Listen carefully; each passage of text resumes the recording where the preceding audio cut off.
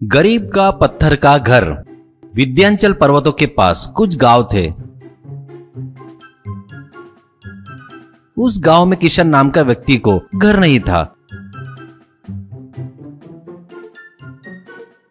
सरकारी आवास योजना के लिए एमएलए और प्रेसिडेंट इनके पास कई चक्कर लगाया, लेकिन उस गांव का प्रेसिडेंट उसे लाख रुपए रिश्वत मांग रहा था। इसके लिए किशन को कुछ समझ में नहीं आ रहा था कि वो अब क्या करे, क्योंकि वो घर का किराया भी नहीं भर सकता था। इसीलिए वो वहां पहाड़ी को घर जैसे छिलकर काटकर वहीं अपने बीवी बच्चों के साथ रहने लगा। अब कुछ गरीब लोग किशन को देखकर वो लोग भी वैसे ही घर के जैसे बनाकर वहां रहने लगे।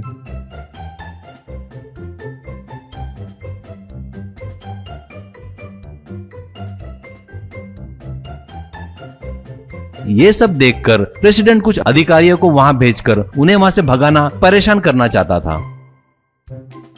ऐसे ही एक दिन उसके पास एक अधिकारी आता है। उससे किशन, सर, हमें जो घर मिलने चाहिए वो हमें मिले नहीं। हमें बहुत परेशानी है, तभी तो यहाँ आकर रह रहे हैं और हमारी आर्थिक परिस्थिति भी अच्छी नहीं है। आप जैसे बड़े आदमी आकर हमारे साथ ऐसा व्यवहार कर रहे हो, ये बरोबर नहीं है सर। ऐसा कहता है ऑफिसर। देखो भाई, उस प्रेसिडेंट को आप ही लोगों ने अधिकारी बनाया है वोट डालकर, और हमारी ड्यूटी है उनकी बात सुनना। इसलिए उस प्रेसिडेंट का क्या है तुम लोग देख लो। आप लोग कुछ भी बोलेंगे और हम जाकर प्रेसिडेंट को बोल नहीं सकते, और अगर हम उनकी बात नहीं सुने तो वो चुप नहीं बैठेंगे, बोलकर वहां से चला गया।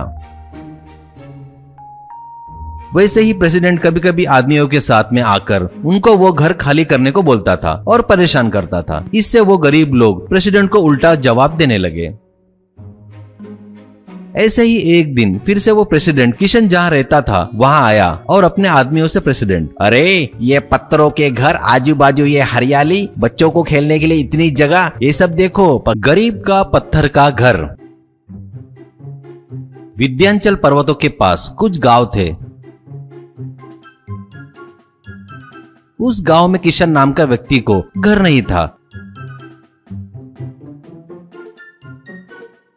सरकारी आवास योजना के लिए एमएलए और प्रेसिडेंट इनके पास कई चक्कर लगाया, लेकिन उस गांव का प्रेसिडेंट उसे लाख रुपए रिश्वत मांग रहा था। इसके लिए किशन को कुछ समझ में नहीं आ रहा था कि वो अब क्या करे, क्योंकि वो घर का किराया भी नहीं भर सकता था। इसीलिए वो वहां पहाड़ी को घर जैसे छिलकर काटकर वहीं अपने बीवी बच्चों के साथ रहने लगा। अब कुछ गरीब लोग किशन को देखकर वो लोग भी वैसे ही घर के जैसे बनाकर वहां रहने लगे।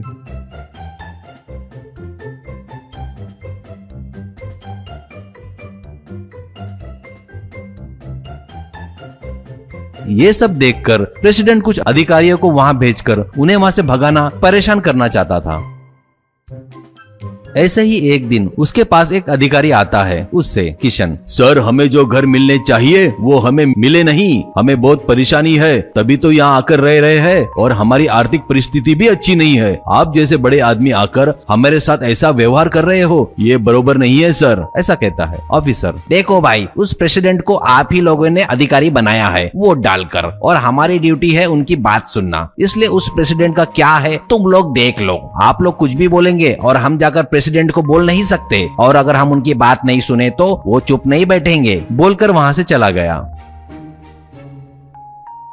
वैसे ही प्रेसिडेंट कभी कभी आदमियों के साथ में आकर उनको वो घर खाली करने को बोलता था और परेशान करता था। इससे वो गरीब लोग प्रेसिडेंट को उल्टा जवाब देने लगे।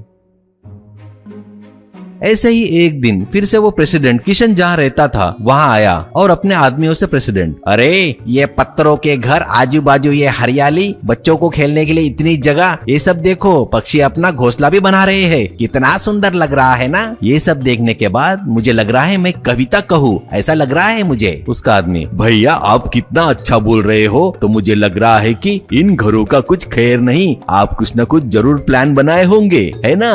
प्रेसिडेंट, अरे भाई, ये यहाँ रह रहे घरों को टूरिस्ट स्पॉट जैसा बनाकर, एक छोटे छोटे होटल बनाकर रेट ज्यादा रखकर बेचे तो कैसा रहेगा, ये आइडिया आया है मुझे। और ये बात मैंने अपने एमएलए को भी बोला है, ये आइडिया उन्हें भी बहुत पसंद आया। उन्होंने ओके बोल दिया है। इतना ही नहीं, उनको 50 और मुझे 50